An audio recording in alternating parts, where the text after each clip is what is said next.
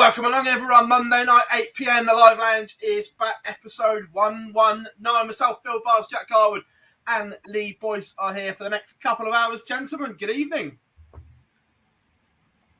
Hello. Nice of you to join us, Philip. Well, you know, I thought I'd make the effort this week. I've got to say, top show last week, boys. I did watch it back in the hotel when I got back. Super stuff. Have you put a filter on to go back to your ginger hair? We know you're really embarrassed. Yeah, so I'm streaming it through my phone. And I've got the old Snapchat filter over the top. But welcome along, everyone. How are we all doing? Yeah, the washing machine is back. Literally, I'm running around trying to get all done. It's a bit of an impromptu show tonight. I'm not going to lie, we are winging it slightly. No guest tonight because there is good reasons. One, we just couldn't get anyone. For the ones that weren't in the World Series, it's a rare holiday opportunity for them all to disappear and that. If you look at social media, most of them are away. And anyone that was in New York is travelling. So we're a little bit done for that one. So you have to make do with us. But as always, the wonderful chat room is in. Tommy, how are we doing? Matt, TJ says it's still buzzing. We will talk about that because look, last year was good, but this year, another level. James is in. If we were having a bet, it will probably be a lot. Depends how many stupid things happen, won't it? There's one. There's one. Ting! How we doing? More importantly, it depends how often Phill opened his mouth because he didn't say it at all last week. Craig is in. How we doing? You're welcome, mate. You're welcome. Craig is in.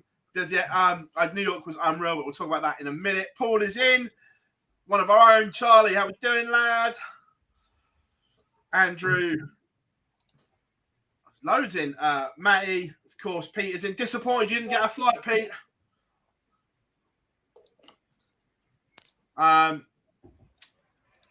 Yes, I have seen the Cambridge interview, and he did get the badge in the university. And Gavin is all the way from California. Hope we are doing. A few more is in. Jack as well. Hang on. Have you seen what Gavin wants? I'm hoping I'm hoping that's a sidebar. Yeah, look, he's corrected it there. Hey, what you get up to in your own time, Gavin, is completely up to you, mate. But I'm just waiting for some clips to upload in the background as well. But we're going to start one place and one place only, boys. Darts back in New York and chat room as well. For those that watch the delayed coverage on ITV, or those that watched it live on PDC TV or DAZN or wherever your VPN worked. I mean, Gob's going to say something. You can see it. He's like, don't do it. Me? I didn't need a VPN. I watched on MSG TV. Thank you very much. But first of all, what was your first impressions of the second year at Madison Square Garden?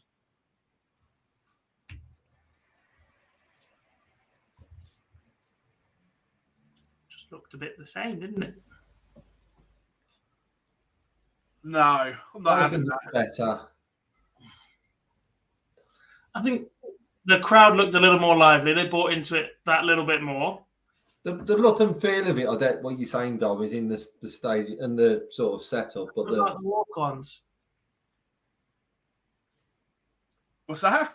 I don't like the walk-ons. What, the L-shaped bit through the crowd? Yeah, it feels a bit like getting Price is Right. Come on down! Well, to be fair to the venue, that's the only place you can do a walk-on from. I get that, and I get that MSG is the big tie, and if they're selling out that top deck on the Saturday night, we might have outgrown the theatre. Well, funny you should say that. We have got an interview with Bazza dropping tomorrow where he does comment something the same. Look, for getting off the ground and for using the name of the arena to sell tickets and market it, brilliant, fair play, used it for 2 years. It doesn't feel very traditional darts because of the way it's set out. There's only really like one other arena that we use for the Premier League that feels similar with a few tables, and then the rest is almost like a theatre, or the way that the seats are in a bowl just at the back. And there's more of that than there is at the floor. Look, I love the event. It's much needed. We almost need a second one in the States or in North America. We're desperate for a Canadian event. We've been on about that for a long, long time. But yeah, I just thought it was another World Series, wasn't it? I think it has a slightly different feel to the rest. If you're comparing that to what we had at the start of the year, I think it's a step above. I agree it's a World Series event and it's going to be slightly different, but it's not to the same level as we had in Holland. But you can even see by the type of the 8 sort of qualifiers, just the standard in the field slightly better. Obviously, the pick of the venues better. It's the one of the World Series events probably I look forward to the most. I get that, but I think we're partially swayed by the fact we have a very, very good relationship with the guys from the CDC. They're on the show very, very recently. B, we're all massive fans of the work they're currently doing in the US. And I think that sways. And look, the other thing to consider is the North American Darts Championship occurs during this World Series event, which I think is fantastic. And actually, the more and more you look at it, the more and more I think every World Series should come with that event.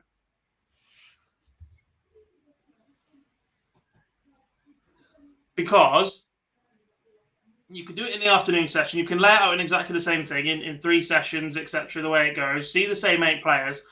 I struggle to see playing against the likes of Van Gerwen and Michael Smith is the biggest baptism of fire you can possibly see. Right, playing up against the players that the PDC select for the World Series are the elite, the top dogs. They are some of the best players in the world that have an incredible amount of experience of playing on TV, performing their best, and not feeling the pressure, right? And I appreciate that's part of what the World Series is about, but actually, if we're going to get behind these players, they need more exposure than a 6-0 drubbing at the hands of the world champion, for example. That didn't happen this time, did it, in terms of Michael Smith? But you get what I'm saying. And that little 8-man tournament event that the PDC loves so much because the Premier League format is so bloody wonderful, an afternoon session of that as well would go a long, long way to promoting this. Because, look, the TV exposure's there, the camera's there, everything's already set up. It's an extra session that you don't expect to be as busy in the venue. But if you are going to create stars, it is very, very rare that a player outside of the PDC 8 wins a World Series event. Let's be honest, the players that we have seen do that have all come from Australia, and within a year, they've all had tour cards and gone on to do ridiculous things. The only difficulty could be is if you have your multiple events in Australia, then how you would have that sort of championship event, that yearly championship event, because you predominantly have the same players in both of those competitions, give or take. But it looks like that's being cut down to 2, isn't it? 1 Australia, 1 New Zealand. So at that point, we could have 8 and 8. They get the exposure they deserve instead of splitting. There's a caveat to all this. One, I think the other Australian event will be back. It's the fact that they haven't found a good enough city for it. I don't like Townsville. Yeah, they said, Matt's exact words were, Wollongong was amazing, Townsville was shit. So if there was another venue, I think we'd still have it. And 2, if we keep banging on about wanting another North American event, how are we doing 2 North American championships? Well, again, it wouldn't be. It would be 1 United States championship and 1 Canadian championship. How does that align then with the CDC? Yeah, that doesn't work because the CDC put on your top 8. You put on your top 8, and then you can have you can have a battle between your top 2. World champion versus world champion star. I'm just spinning it. More marketing. We'll sell a big race to 46 billion legs. Your Canadian champion against your American champion. And we'll do it at the cross-border challenge after the final. Ta-da! Doesn't work. It does work. You just don't want it to work. Because at the moment, I say in brackets, we are going to talk about this later. There is a Grand Slam and World spot available for the North American Championship. At the moment, because of the waiting and the boost that the PDC wish to give the US. Look, let's be honest, I'm not entirely asked what happens with the Grand Slam because, with all due respect, the qualifying criteria is AIDS, and the format is shocking. I disagree. I disagree with the formatting. The qualifying, I think, needs work.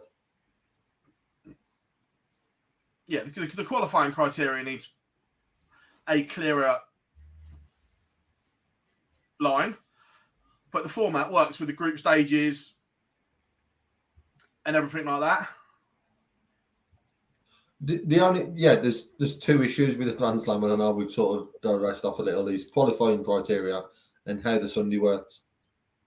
They need to try and plan that better because you shouldn't have so many lads on the Sunday. And the other thing, we've had the bracket needs changing. The bracket needs changing. You can't double protect the seeds. That's being looked at. That for me all fits into the qualifying criteria and how it looks. That sort of seeding system fits into all that. And the other one is we've had a Dutch Darts Championship or whatever it was, World Series event. Are you going to do one of those events?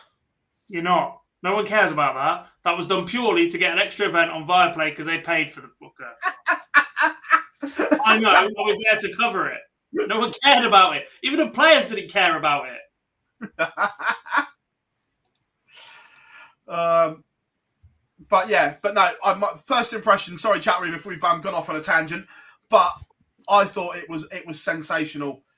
It was a bigger crowd on the Friday night than first done last year. It was a bigger crowd on the Saturday afternoon, and those that follow me on social media, I put enough clips and did enough lives. The atmosphere and the buzz, they sold the third tier this year. It was just incredible. And it proves as well how late tickets are sold in America, completely different from over here. In the last week of sales, they did 1,200 tickets. From the Friday night to the Saturday night, they did over 500. Could you imagine that in the UK? I think a few people who own certain competitions would be losing their heads if that's how we done it in the UK.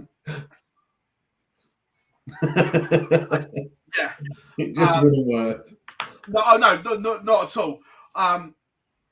So from that point of view, it was unreal, and the media exposure around the whole week. That last year the players did bits and bobs, but this year it went to an absolute another level. We had players on breakfast news going to the New York Jets.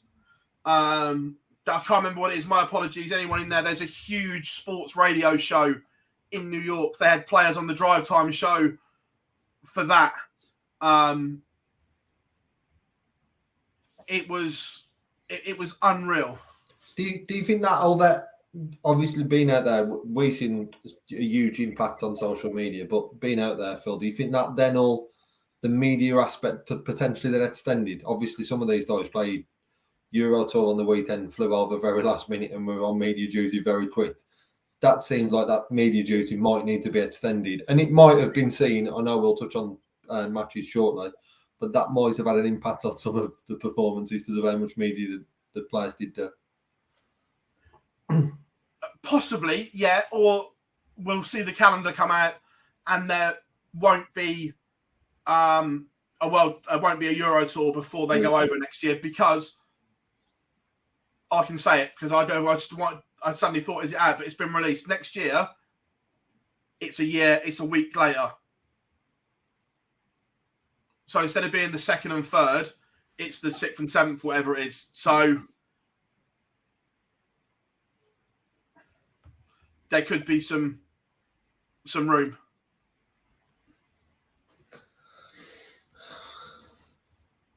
Probably clash with the players with a Pro Tour event, as we know how little the players mean to them at the minute.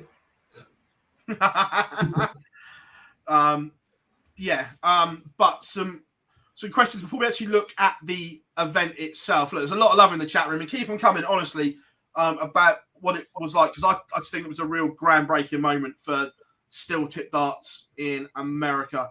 So this is an interesting one. How did the media compare to last year with fans? So good question, James. So from what I saw, look, the PDC media team, and they had a lot of help from the MSG marketing team as well. They got the players into bigger things and more eye-catching. They were all over the city. But again, in terms of lines and people queuing to interview people or speak to people, still nothing on the size of what it was last year for Fallon. But they got them into more lucrative places, and the coverage was more. So 6 of one, half a dozen of the other.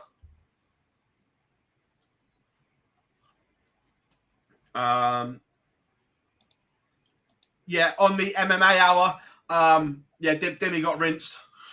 Bless him. Have you listened to it yet? I have not. Michael Smith was trying to be diplomatic. They were asked, who'd you always beat, or who have you always got the wood over? Smithy tried to be diplomatic. MVG was like, no, Dimmy, I always beat him. And then, fair, up until the final night of the Premier League, Smith hadn't lost to him in that campaign. Yeah. And neither had Gerwyn Price and neither had Van Gerwen, and somehow he beat 2 of them and had a walkover against the 3rd. And then they went over to throw some darts, and I don't know what they were, but MVG was like, what's this crap? But it was really good.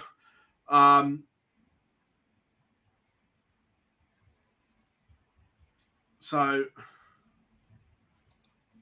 it says, who are they talking about most? Luke didn't come across that live on the video.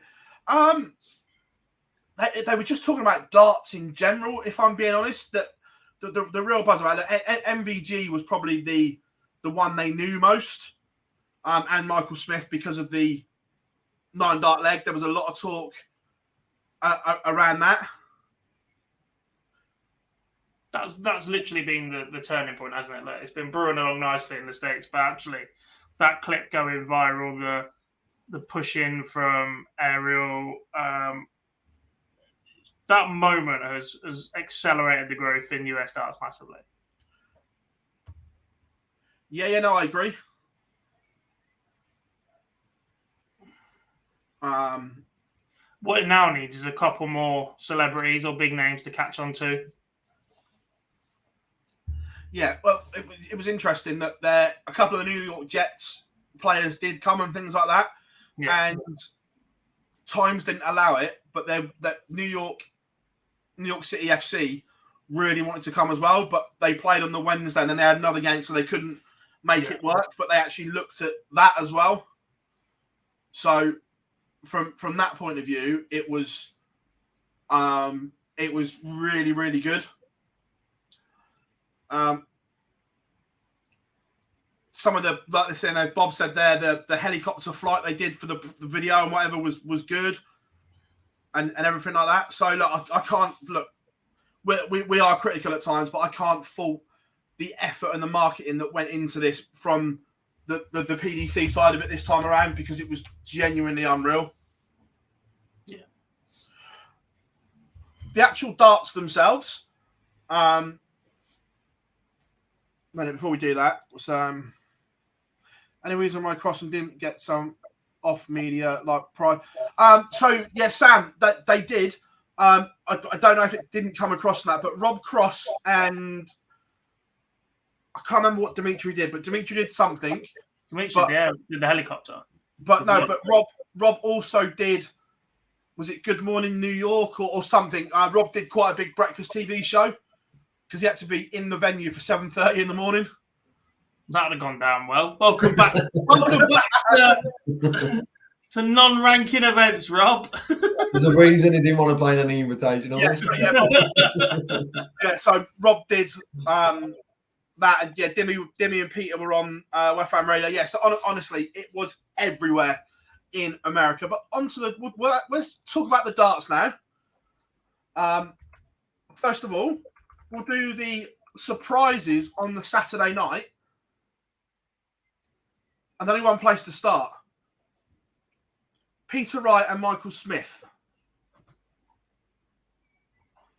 So, first of all, we'll do Michael Smith. didn't see that coming. The performance, it was very, very subdued from the world number one world champ. This is the surprise, isn't it? I think that... Oh yeah, Peter Wright is capable of losing to anybody, anytime, any place, anywhere. It's just what Peter Wright does. Michael Smith losing in that fashion to a very steady and very good Jim Long, by the way. Let's take nothing away from the performance from Jim Long, especially in that environment at that moment. Superb from him. But yeah, Michael Smith going down 6-2 with a little bit of a whimper. Perhaps this is one of those moments where you question how much media the guys have been doing. They were there early. They've been on it quite a lot. Doesn't leave a lot of time for hitting the practice board, even if it's just an hour to get your arm in. I can confirm that none of them threw a dart until the Thursday. Yeah. But he didn't play in the Euro Tour either, did he? So he hasn't played since Premier League finals night. Yeah. But averaging 87 is still something that you don't associate with Michael Smith these days. True. On to Peter Wright. Where do we start? That we had. I knew he was playing with the Valhalla darts because I was told that by the Winmore guys. That he only bought the gold darts and the Valhallas over. So but what about the grip change? That's a worrying sign. Massive worry. And I don't know who would be more concerned now, Peter Wright or Gary Anderson. Because Anderson's not a partner up with him in 2 weeks' time. Oh, no, Gary will be telling him, you're playing with them and you're going to play like that. Remember when they last won the World Cup? We didn't have a single dart change the whole tournament. I get that. Nope. The difference being in this is it's all doubles. Depending on who you've got, you might have about a minute and a half in between each time you throw. Peter Wright could be changing it any time, any grip, any dart. That could possibly happen. It's a worrying sign because, like I said, we've said before, we've seen him change when he's at the top and he's still able to find a way to win games of darts. At the moment, he's struggling big time. The grip's changed and I know there was a lot of images of the old sort of grip. It's very, very worrying for Snakebite. I was off put them by Mr. T's popping up at the bottom of the screen. Tezzo in the house. Hey, if you don't want to pay for YouTube Premium, Tiz, don't come at us, pal. But yeah, the grip was like the 90s grip stroke Bristow with the finger out, and it was like, instead of like a finger, like the finger, thumb, and that other one resting on it, we had physically 3 fingers on the barrel and point. We were on the practice room looking at it going, what the is this? Yeah, because the real concern with that is in the 90s, Peter Wright was crap. He won one pairs tournament with Mervyn King, right? I didn't even know that he was a 90s dart player. Nobody really did. He just came back, started picking up stuff back in like 2014, 2015 or whatever it was. Maybe a couple of years ago. If he wins another pairs tournament this year, though, he'll be very happy. I won't worry about that. Yeah, and he'll be in the Grand Slam. Look, if it wasn't for that image that circles around on social media constantly of Peter Wright with that grip at the lakeside and no hair, loads of people would not realise the man played darts in the 90s. You're missing one fact from that point, that he also represented England. Yeah, same thing. After listening to the Super Series the last few weeks, it's difficult to name who hasn't played for England. Yeah, the Scotsman represented England, by the way. But yeah, look, the point is that the level of success that Peter Wright had back in those days compared to what he does now with a completely different grip and style and what he's had in the last 5, 6, 7 years, going back to that is a real concern. Yeah.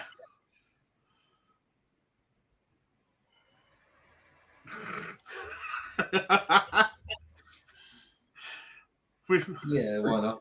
Johnny's renamed it. If it was English, you'd have them two stuck up somewhere. Don't, because if he's listening, he'll find a way. But yeah, it was great to spend some time with Peter and stuff like that. And he was talking about the World Cup. We're going to play a clip in a minute, but I wasn't expecting that performance. I have to say that completely threw me. No, Maybe calling him crap in the 90s is a bit harsh, by the way, but the relative difference in comparisons to where he's been and what he's achieved in his career with that grip and what he throws with now is quite vast. Yeah, massive. And I guess generally as well on the first day, like I said, he wasn't the only one to put in a bad performance. The problem with Peter Wright's game at the moment is other players can play bad and find a way to win. Peter's just not able to find that at all. Andrew, I was going to start it and we'll talk about it later, but I think if he's out the top 10, there are question marks. I said this 6 weeks ago and you were like, no. And the more it's gone I agree. Actually, no, I'm with you here. I agreed, thank you. Someone pull the clip up. Oh, don't worry, I'll go and find it. We'll get it. One of you disagreed. One of you was like, no, they're not dropping Peter Wright. I don't think they'll drop Peter Wright. It was probably no. I don't think they'll drop him. But going on as well, that standout performances from round one were Geraint Price and Nathan Aspinall. Good to see Asp in a good headspace and throwing well, playing well, and speaking well again. Yeah. Moving. Right. Quarterfinals. That MVG dispatched Jim Long quite comfortably. Rob Cross played really well to beat Dimitri Vandenberg. Somehow, Geraint Price managed to lose 6-4 to Luke Humphries, averaging 104.36. Yeah, not quite sure how. Timing. Right shot at the right time, Dob. Did the right things at the right moments. Yeah. But Sam, they were new, but they were exactly the same. Literally, they were the same dart. They were just new out the box because the other ones grip had run out a little bit. That's all that one was, mate.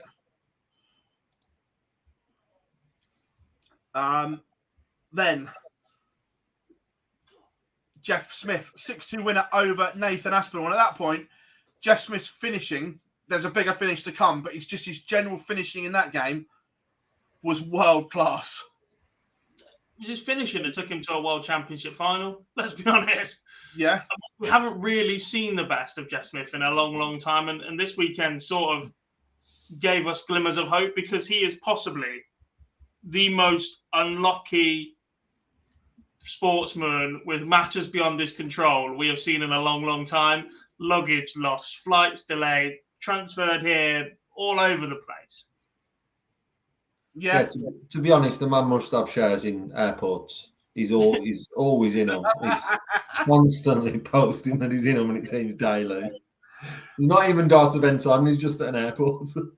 Yeah. You can't do a Q&A anymore either because every question's been asked. He sits there for that long going, keep me entertained, folks. Semi-finals. 2 incredible games.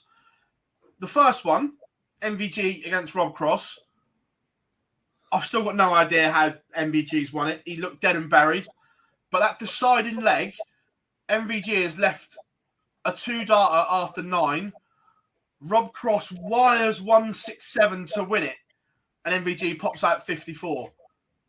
Just an unbelievable game of darts. And I think it's safe to say Rob Cross is approaching the same kind of form that won in the World Championship, gents. He's almost back to that Rob Cross. I agree. However, just not at the right time of the year. Obviously, he's playing towards it. He's just playing towards it. The focus, obviously, at the moment, is getting ready for the match play, and it puts him in a great shot. Just how he's coming across, how he's talking, there's a completely different belief. There's a confidence in every sort of discussion. Yes, in theory, he should have beat MVG, but that last leg does not really affect like he could have done. Obviously, just outside, but I think he believes he's back to probably the best he's ever played. So the fact that's coming from someone who's been a world champion, I think he's very much there or thereabouts. However, it's just not at all consecutively on TV events, and I know Dobbs ready to interrupt me. I don't think he's back at that level that won a world title. I think he's getting better, playing a lot better. I can put him in the conversation to being at a similar level that won him the match play, etc. When he was capable of winning titles of his B game. He's not been capable of doing that for a while. But he is in the form now where he could battle through. I back him more to go and win a scrappy one. I think that form's there. It's just, will we still be seeing it done Grand Prix sort of time? It's having that 3, 4, 5 months of sort of a spell of him doing it. And I think that is there now. Is it just a little bit too early? We'll just have to keep inviting him back on, won't we? Yeah. To be fair, he brought that up. He said, "Can I come on the live lanes more often?" he brought that up. He loved it as well, which was superb. But the second semi-final, forget the other legs. At 6-all, no word of a lie, Jeff Smith just about blew the roof off of the theatre at MSG. That 1-6-7 to win the match. Wow, boys. Just wow. It never looked anywhere else either. Every dart is slap bang in the middle, and it's like the commentary don't quite realise it's on until the very last moment, like, oh, actually, he could do this because it's so improbable. But it was so brilliant and so precise from Jeff Smith to do that in that moment. Luke Humphries has played solid all weekend once again and been beaten at the penultimate hurdle, but you can't begrudge Jeff Smith when he produces a finish like that in the semi-final. Yeah, and look, come the final, the Jeff Smith tank was just gone. It was empty. He was in the venue at like 10 o'clock in the morning or whatever it was. Come the final, the tank was empty. And MVG actually said that himself. He said, look, Jeff just had nothing left because the final was a procession.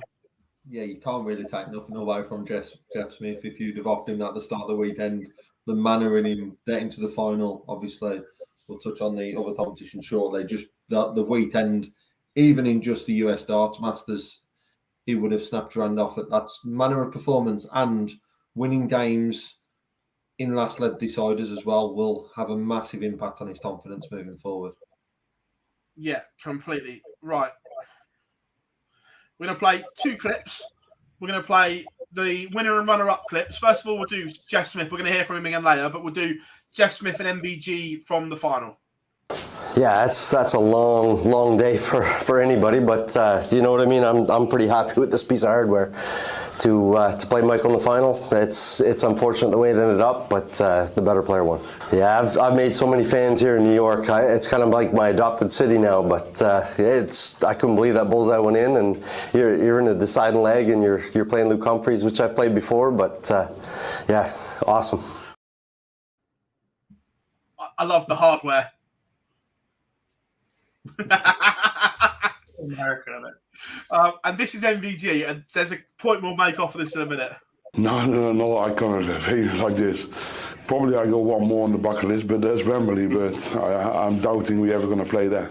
World Series, but also 18 days of home. I'm so sick of traveling at the moment. I just want to go home. That's the only thing I want. I've been away from 17 days so far. Tomorrow 18 days, so I had enough. So I want to go home. First of all, the second part of it, I've never seen MVG like that, emotional. He's just like, just want to go home and see my kids.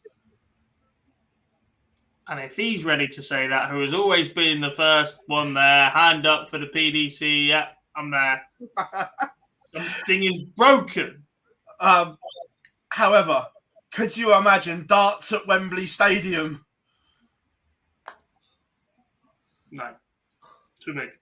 Yeah, I'd love us to be in a position to say yes, but maybe just a little bit too big. They can come up with an idea, surely. They can make it work. You need a roof. No, you don't. They didn't at Dubai. The climate in Dubai is a little bit different to that is inside Wembley, pal. Yeah, you ask this one. It was a bit rainy on Saturday in the red end. That marathon, it was all right. Look, something in August at Wembley Stadium is doable, surely. I'm not sure. The size of the place is ridiculous. Yeah, fortunate or unfortunate to be there within the weekend. It's just massive. The place is. I'm not sure Darts is totally in a position where that would happen. You'd have to run the event in the afternoon and hope to God that you had great weather. The fact that the PDC calendar means you have to plan it so many months in advance, it'd be very, very difficult to run the event there. And the capacity, I'm not sure. Obviously, there's certain grounds you can sort of reduce. I think you'd probably have to bring Wembley down to like the 18-yard bots because of the 3 tiers and how it would look. You'd probably have to have it's all pulled in so much. Or you get rid of Butlins, and could you imagine the UK Open, all the boards on the pitch? No. How? Hang on. But my idea of adding individual championships to World Series won't work, but we're going to play the UK Open outside at fucking Wembley in February. No, we moved. We moved it from March. Dob, use that word. It's needed. It's not even stupid, it's moronic. Who invited him back? You scrap it in March because the weather's shit. You move it to the summer. You. What's that? I'll scrap you.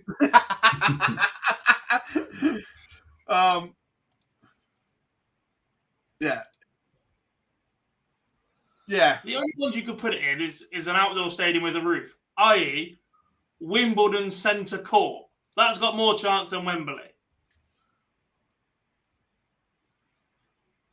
Like those stuck-up slobs that don't let you in unless you're wearing a Ralph Lauren white polo shirt are going to let a bunch of pissed-up dart players on centre court. Could you imagine? Have you heard the story about the security that wouldn't let Federer back in? Yeah, this is what I mean. He's one of the greatest ever, and they wouldn't let him in. Didn't even recognise the bloke. Nah, sorry, not coming in. Phil, did you say pissed-up dart players? Dart players don't drink. Pissed-up fans. Could you imagine? I just back to the initial one. I just think Wembley's is not feasible. Rob, I've only got this song because everything else is in the washing machine or whatever. I was like, well, that'll do. So there was also another event on the North American Darts Championship. First of all, the newcomers, some of the ones that we hadn't seen before. Two of the standouts for me was JT Davis and Jake McMillan. I thought there was a lot to like about those two. There's only 3 Davidsons. You listed 2. Now it looks like he's slagging the other one off.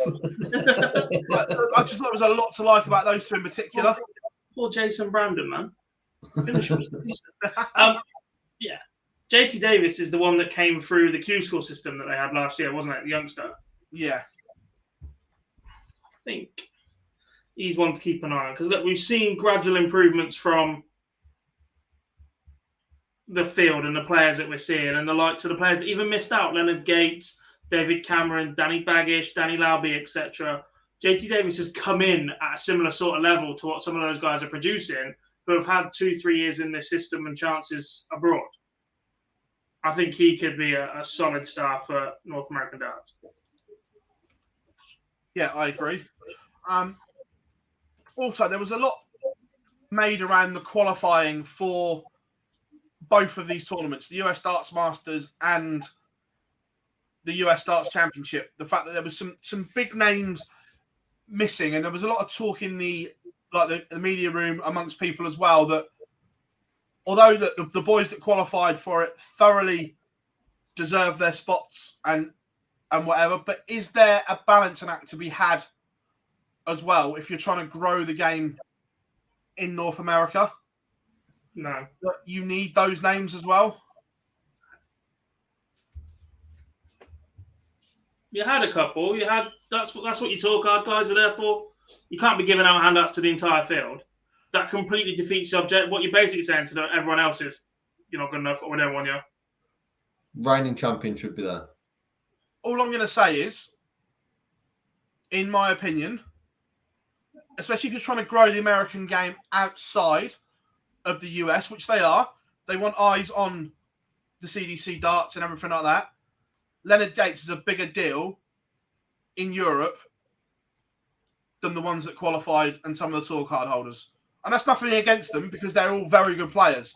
But if you're trying to grow that sport and get eyes on the product, there has to be a little bit of a balancing act at the moment. Long term, I agree that takes over. But, Gob, a bit like the seniors, at the moment, you still need the names to grow the product. Maybe a little. I was going to say something then. I can't remember what it was. Oh, yeah, if you really want eyes on the product, maybe they should be showing it in live. They were. Not on the broadcast partner in the UK they were supposed to be. Again, delayed coverage. I'm not sure the North American Darts Championship was ever on there, though. Well, it should be. It's a World Series deal. Sort the shit out. But you could watch the North American Darts Championship live on PDC TV, DAZN, or through a bookmaker. And how many of those you have to pay for? Well, if you've got a VPN or a Fire Stick.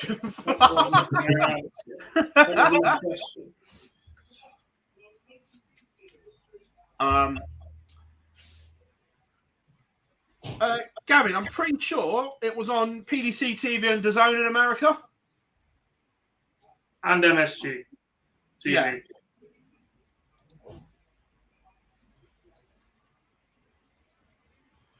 Yeah. But yeah, like I say, I'm not sure if I've clipped it up, those specific parts, but even the big PDC players said in an interview there were better players not here and it took something away. They weren't better on the weekend where the qualifying was held, and that's the point. That's the point in the qualifier. But you saw the likes of Danny Baggage moaning about it going on. I can't believe we're not there. No, Danny. Quite frankly, Danny Baggage made a splash through the World Championship, picked up his tour card, didn't make the most of it, and I'm not going to sit here and criticise too much because being away from home, as far away as Danny was, I see a lot of parallels between the experience that Danny had for the first 2 years and Kyle Anderson's time in the UK. Is not easy, but he's gone home. He hasn't maintained a level enough to be picking up titles regularly enough that we've seen. Went to a qualifier, kept a seed in position, and was beaten in both qualifiers.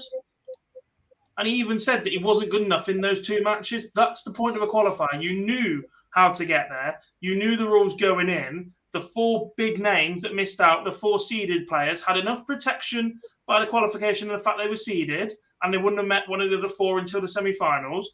And none of them went deep enough to maintain that seeding for it to pay off against each other.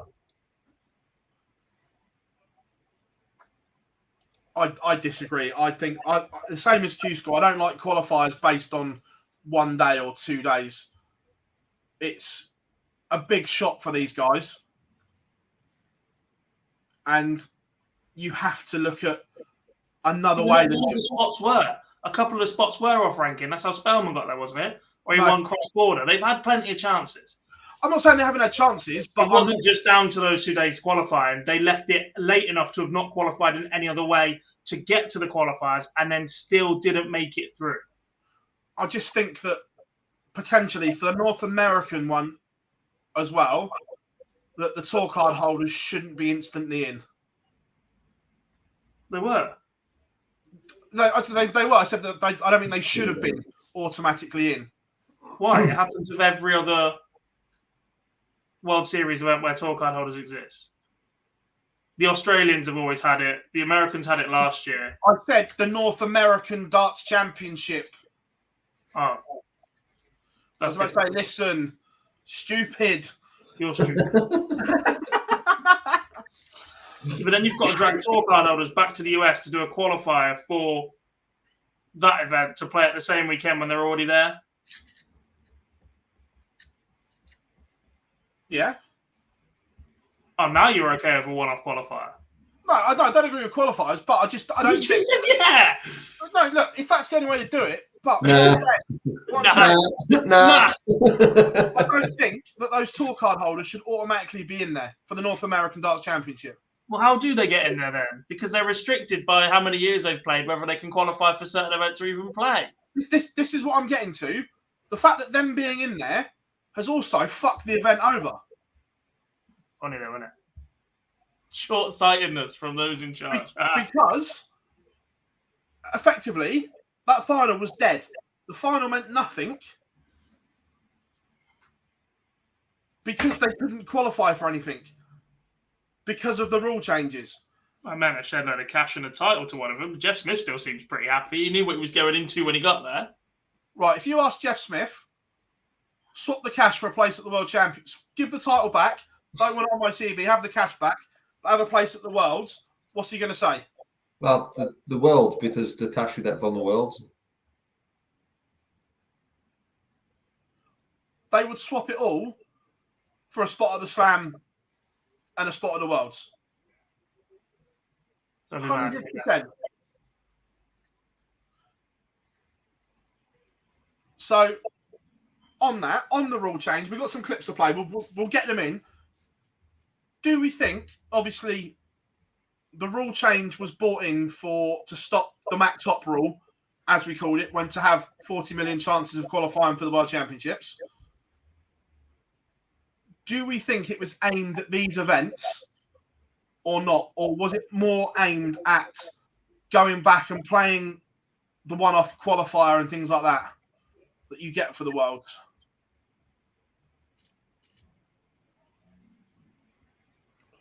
I mean, when the rule change come in, we were all very, very complimentary of it. Now we've seen it in force in this one-off situation. We go, well, actually, they've got it wrong here. I don't think in principle, it protects all the tours. It means they can keep growing their own stars. That's the point of it. Look, has it played out badly here? Yes. But is that a knock-on effect? Are they ever going to be perfect? Like, I sit here and bash the PDC rules, regulations, and qualifying systems every bloody week, it seems. They're never, ever going to be perfect, but it's a step in the right direction for affiliate tours everywhere.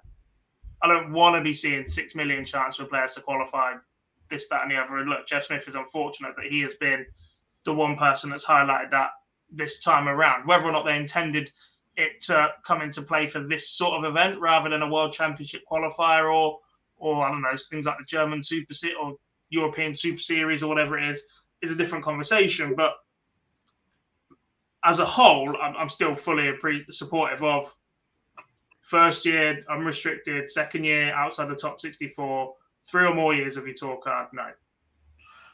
The rule in principle, I'm with you. I agree with. But that brings me back to the point of, if you're going to keep that rule in place, then the tour card holders shouldn't be allowed in the North American Darts Championship. Now we get it. What? Why? Because the prizes on offer, they can't take. They can't take the spot of the world. Money. The prize on offer is the prize money in the North American Darts Championship And title. exposure of winning a TV title, whether that be invitational or not. No, it's a bit like the World Youth Championship. Players can't play in the development tour if they're in the top 32, but they're still going to play in the World Youth Championship. Well, this is another point, though, I'm going to make on the rule. Is the World Youth Championship covered by the same rule? No. Why not? It's not. It's not an international affiliate. It's a PDC tour. It's a feeder tour. They'll find a way of wording it. I know they'll find a way of wording it, but it's kind of the same. But going back to the original point is there has been a Grand Slam spot allocated for the North American Darts Championship winner. And there's been a World Championship spot. Yes, the CDC are retaining the World Championship spot. We don't know how they're going to allocate that yet. That's not been decided. But it's quite clearly in black and white there is a Grand Slam spot available for the North American Darts Championship winner. And now the likelihood is that will go to another boring PDPA qualifier or a PDPA pick, taking something away from the North Americans. The only time I disagree with a PDPA qualifier is for the Grand Slam. Everybody's fully aware of that. It's nonsense. Or it takes up too much of a portion of the field. Look, they'll find a way to invite someone else. You know they will. Be the best ranked Max Hop again. But female.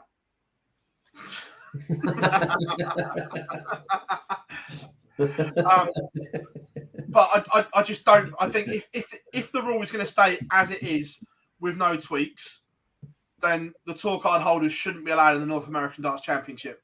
I think they should. I don't think you should be allowed the North American Darts Championship. You sound way too much like the PDC now. How? Oh, you just do it. Oh no, we should invite all these big names back because they're pretty. For what? You forget the job we're in, that clicks and views are important. So is sport. It's not sport anymore. There's no such thing as sport. It's all entertainment. Coming from a wrestling fan. Oh, I've got plenty of ideas to amalgamate the two. Don't worry. We'll move on. It's fine. So we've got some clips to play here. Let me just find out. I knew that was coming because I could see him looking for the button to press. Pick up the right mouse. My new Mac's arrived, but it's not. I'm not running the stream off it. I'm running off my old one. Yeah, he's like, I can't find it. Where's the magic mouse there, and the other one there. I had to find where it was. Just play the clip. Right, yeah, we've got some clips. We'll do the Jeff one winning the North American Darts Championship first. Yeah, it's great. It's a confidence booster for me, and to play in front of a crowd here in New York like I had, unbelievable. Yeah, I knew that coming in here, and it is what it is. I trust me, I'd love to be in that World Championship. There's no doubt about it. I scraped my way in last year, and I'll still have another chance to get in there yet. So, for my sponsors and everybody else, you know I'm coming for it. I'll definitely be there in the end. He's coming for it. Go Jeff! Woo! Right, we've got some clips from the media days and just different bits and bobs, and we're going to play them. We'll do the Luke one's interesting. We'll play this one first. Yeah, I mean, my career's been a bit up and down. I think I've had some great moments where, I've done some great things, and then I've had some low moments where, I've been a bit disappointed not to be selected in certain things. But that's the whole part of darts, isn't it? It's ups and downs. It's never going to be full of ups, and if you're dedicated enough, it won't just be full of downs. So, it's just the way it is. And with the Premier League, it took a couple of days to just get over, but I was okay about it. I understood, and it probably was the best decision. I got to spend more time with my son. Overall, I think the PDC probably got it right. They knew how to nurture their play. They know how to nurture their players. And they knew that I had a newborn son. Just maybe I want to spend more time, and they were right, and it worked out well. And I seem to be playing even better this year, so it didn't affect me as a whole. But your numbers have been astronomical again this year. You must feel that big TV title is getting closer. We've seen you on the Pro Tour, the Euro Tour. That next step isn't far away, is it? No, I think it's obviously the next logical step for me is to take that, form that I'm playing into a big stage event and go on and win. But, as I said, there's such hard tournaments to win in all my interviews. I always say they're so hard, it's not easy. And every time I don't get over the line, it's not a failure. If I'm making semi-finals and finals, I'm in the business of the tournaments. It will happen when it happens. But the way I'm playing at the moment, I feel like it's very, very, very close. And if I can play like I did last weekend, this weekend, I just got a great chance of winning this week. Interesting that he actually thinks they got it right now. Potentially, look, he's had a lot of time to calm down and spend some time with his family. I like Luke. I think he's a quality player, but I'm a bit worried about the fact a 28-year-old is already talking about highs and low moments of his career. He's got another 20 years in this game if he really wants it. Sit back and evaluate that at the end of it. Just be in the now. I'm also thinking that he still doesn't agree with it, but he's looking at the positive of what's happened in the past 12 months and just the realisation that he's been able to spend that family time. However, if you rewind the clock, I think he'd still be disappointed that he wasn't in the Premier League. Yeah. And look, I'm not having a dig at him. I just think that he's a quality player who spends a lot of time talking about what's already gone and a lot of time talking about where he should be. And I just think just be in the now. There aren't many players that talk about things that have gone on or where they want to be as much as Luke does. And I think that takes a little bit of focus away from just how good a dart player Luke Humphries is.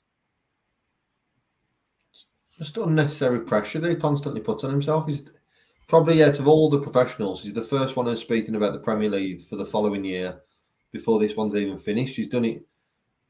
The amount of times he's won his opening game at the World Championship, and his first thought's been, I've died there in the Premier League, and it's a bit like, I'm with you. especially when you're at a World Championship. Your focus should be on lifting that more than anything else. Yeah, possibly. Right, now we're going to do Bobby. I'm enjoying the game, you know. When it's going right, life's a lot easier. Home life's a lot easier. Everything's great. At the minute, I feel like I'm on a path where I can't do no wrong, and everything sort of just falls in my own wake, and it's just going well. But yeah, this week, I'd really love to win this. Most of all, you want to win, you know. It's I think I'm like that pretty much everywhere I go, though. At the minute, you know, I think I walk in that room and I think, right, there's no one better than me. I can win this, and that's what I've started thinking. And obviously, it's paying off in the last couple of weeks. I like the attitude and the mentality. Look at the difference in posture. He's so laid back and chilled about it, but he is in a good place. He's saying the right things. You sense that he believes this. And actually, yeah, this would be a nice one to win, but there was also a hint of, be lovely to win. I feel like I play well off, but actually, if it doesn't come off, I'll go again next time. And there doesn't feel like there's as much pressure on Rob Cross's shoulders to deliver at the moment. Yeah, agreed. I can't remember what he says, but we'll play Michael Smith.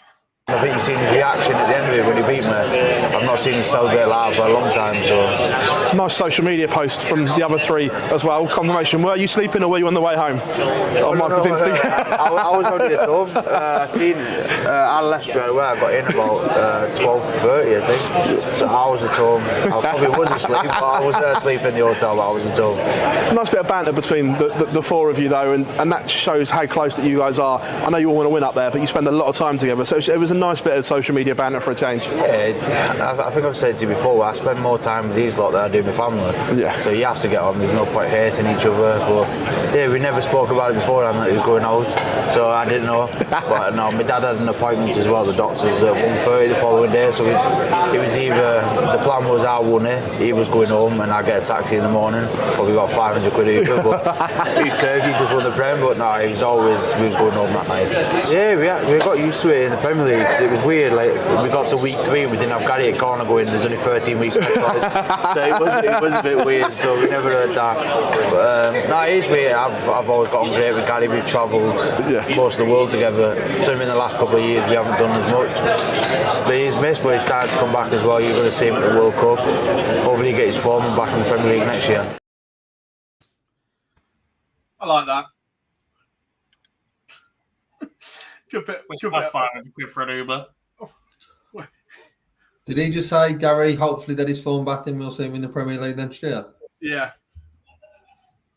Chances? Why would any player wish for that? Be careful what you wish for. But yeah, it was funny. That's stupid. That number 4. Why would you wish for one of the best players of all time to find his form and come back to a tournament and compete against you? Nonsense.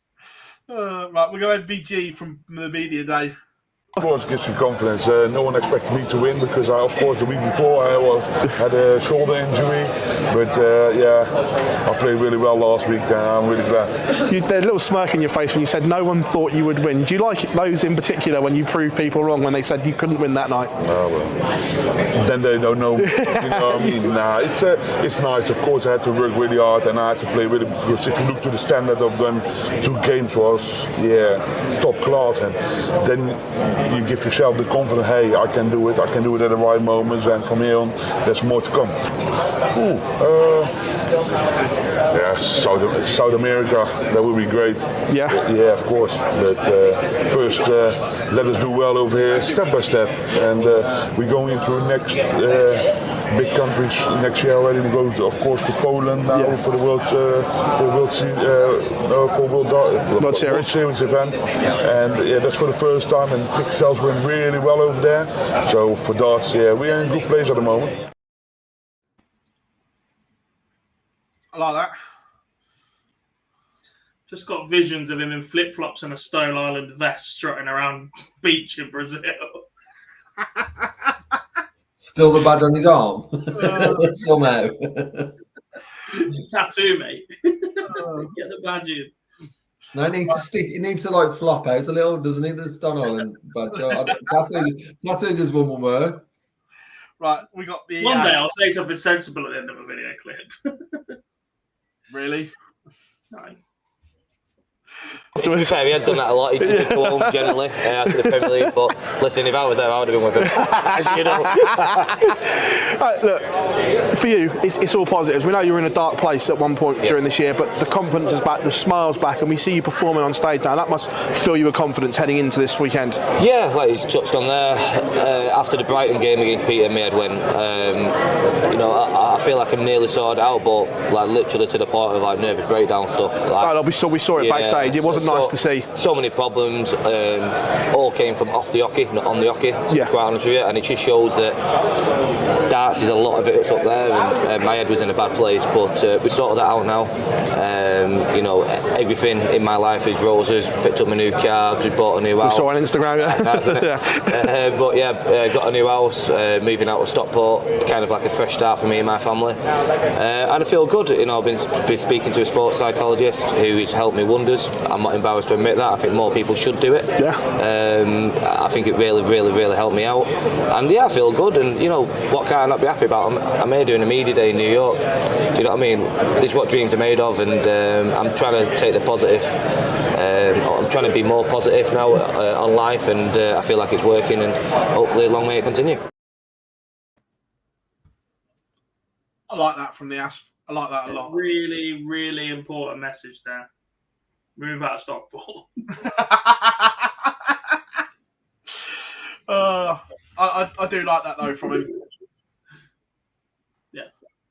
A lot. He seems a lot better than he did 6 weeks ago, put it that way. Yeah. Right, we're going to go Mr. Price next. Oh yeah, honestly, it's everywhere. But like you said, we usually get a day or two off. But it's just been flat. But it's good. It's promoting the sport, and you know, people are interested, which is showing good signs. And yeah, it's only going to get better and better, I think. And you know, hopefully we can all go out perform tomorrow and Saturday and put on a good performance. And hopefully, like I said, the sport will grow even more, not just in New York but everywhere else. But yeah, to come get up to world number one and to be a world champion and to travel the world, get invited to travel the world, you know, as some of the top 8 in the world. You know, not everybody gets this opportunity, so you know, I have to grasp it with both hands. I said years ago I wasted an opportunity with rugby, and just trying to grasp every chance I get with the PDC, and yeah, New York, New Zealand, Australia coming up, Poland. So yeah, life's good at the minute. That's my favourite version of his shirt as well. America. But interesting to hear him speak about grasping opportunities, the fact he wasted them before as well. Yeah, it sounds very strange when someone's promoting going all around the world and they're doing America, Australia, New Zealand, Poland, and they're just dropping him right at the end. It doesn't seem to have that same feel about it as what the other three do. But obviously it fits into the World Series event. It just doesn't sound right at all. But yeah, I love the new shirt. Or a new addition to his catalogue of shirts. Yeah, I think that's up there with my favourite. I've got a feeling it's not going to stop now. I know, I've speaking to him, he's already working how he can get the Blackpool Tower into the match play one. Right, Mr. Wright. It's good. It's good being the underdog. I like being the underdog. I hate being favourite. It's happened for a while though, is it? After all your victories. That's good. Yeah, I know, but you know, I don't feel like an underdog. I know I got more experience, and I know what to do better than most of these guys here. So you know, there's only a handful with experience is like MVG. To be honest. All the rest of us like still learning. Team Scotland is back together again. Team Scotland back together, yeah. Obviously, me and John went and won it, and then unfortunately, a year after, we didn't do it as well. But obviously, last time Gary played, we won. But we got rid of that silly singles, and we're playing the proper pairs all the way through. It's going to be good. It's going to be a few upsets because everyone's playing. The standard of darts is so much higher with all the countries, you know, all the levels gone up higher and higher. So, yeah, it's going to be interesting. Got rid of the silly singles. Singles. Oh. Peter must have done his survey as well. But yeah, look, he's excited. Team Scotland are back together.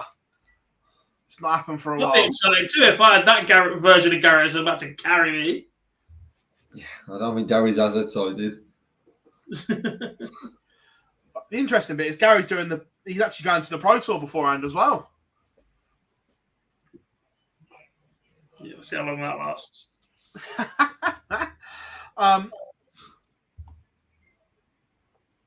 So yeah, right. Let's go jump into the chat room before we move on.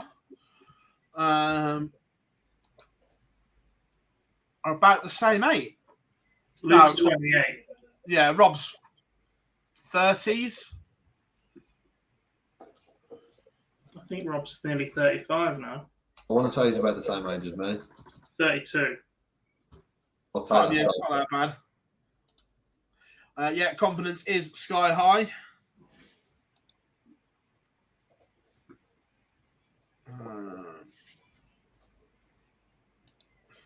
Yeah, we're gonna tell him, Gob. He's not in Stockport anymore. He's in Manchester. I thought Fitton was in Manchester. They both moved recently. I knew Daryl Fitton was in. I'm sure Tony said he was in Manchester as well now. That's what you're thinking, isn't it? Right.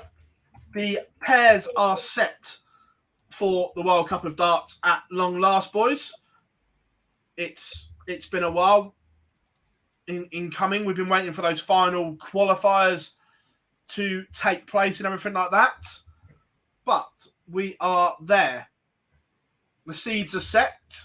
England seeded 1, Holland seeded 2, Wales seeded 3, Scotland seeded 4. I don't like that.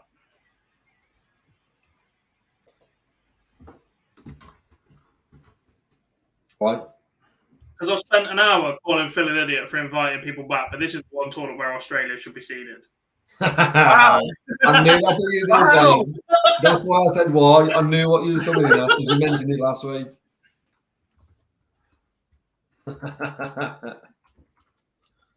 But there's a difference between bringing players back because of their name and seeding the defending champions.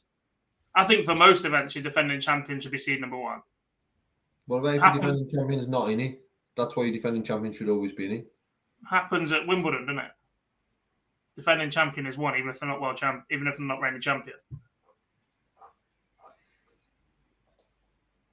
Amazingly, for a sport that is dull as anything, darts has a lot to learn from tennis in terms of the way that the draws for their majors are made, where it's not just set in bracket order for 32. You can play a selection of 4 from each setting down, and the way they seed.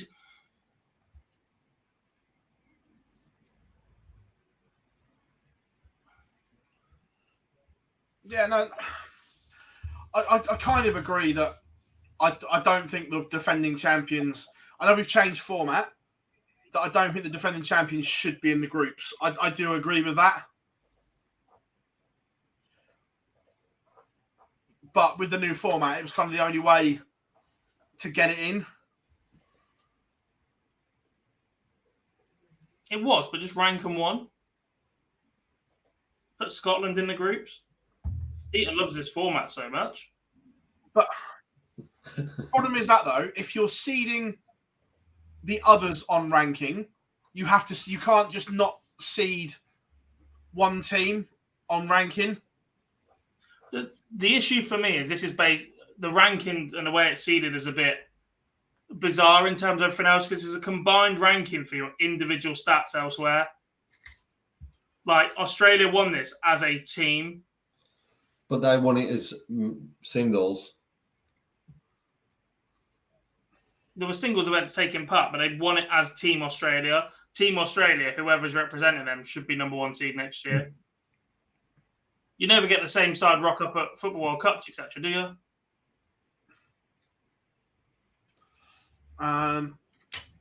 Yeah, but it's a bit different. a year on to 4 years on. Yeah, Gavin, if you'd like to make any contributions, the super chat function is available. Look, we don't push it or anything like that because you guys are great. But if you'd like to, I think it's in the bottom of the chat function. There is a super chat option. The Wikipedia pages are still there. They're just saved as drafts. That's where I'm looking. Yeah. So, right now, who's favourite? Wales. I'm just going to save that question. That's good. England. Wales for me. England. I've been there and done it before. No one has in this format. Chat room, what are you saying? Who's favourite for the World Cup? But some of the other noticeable pairings. So the seeds that go into the groups. Belgium is obviously Dimitri and Kim. Germany, Clement and Schindler. Defending champions seeded 7. Australia. Northern Ireland. This will be the last time we see this pair, won't it? In Brendan Dolan and Daryl Gurney together. You'd expect so, the way that... Fucking hell. Gavin, thank you very, very much. Thank you very much, mate. You'd expect so, the way that Brendan Dolan is falling at the minute. Daryl Gurney looks solid. Josh Rock will be number 1 in a very short space of time. You suspect the other 2 will be battling it out. At the moment, you say Gurney's got longer left in his career and is probably heading in the better direction at the minute. I think if this event was another month or 2 away, there's a good chance Dolan isn't in this team anyway. Yeah. That was still a possibility heading into the final Pro Tour and Euro Tour weekends ahead of this event. Ireland, new look. William O'Connor and Keane Barry. See Keane in an Ireland shirt for the first time. I'm quite excited by that pair. Yeah, don't disagree. I think it's a good pairing, solid pairing. Strange not seeing O'Connor and Steve Lennon's there as we've seen it so frequently. But it's always good to see a change up as we're going to see with Northern Ireland in the future. We've seen it with Ireland this year. Yeah. How Austria is still seeded 10, I don't quite know.